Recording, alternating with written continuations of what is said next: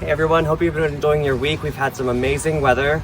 I wanted to switch gears this week and talk a little bit about perennials as you start preparing your yard for different projects that you've got going on this Memorial Day coming up and the rest of the summer. If you're new to gardening, I've got some ideas for you as far as what you should come in for and what you might need. The first thing you need to consider is your garden sun or shade? Typically when we talk about sun or shade, we're talking about the amount of sun that your plants are going to be getting. If they're going to be getting a lot of hot afternoon sun, more than 6 hours, that's going to be considered a sunny perennial. If you're only seeing morning sun in this part of the garden, that's going to be more shaded. We'll call that a shade perennial.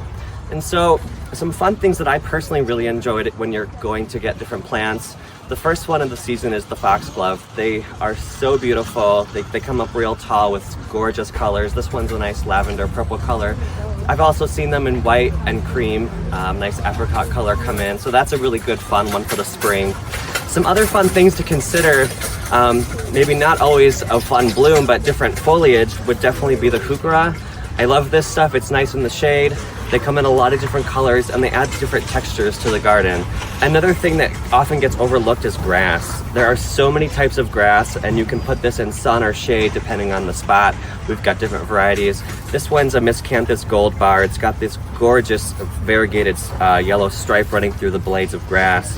And then another fun shade one is this brunnera. I really love this stuff because the foliage always has this silvery tinge to it, but it also has these dainty little blue flowers. And I often find that the rough foliage is a good deterrent for bunnies, so they won't feed on them. Come on in, we're always getting so many shipments each week of perennials. There's bound to be one thing you might like, so come on in, see us.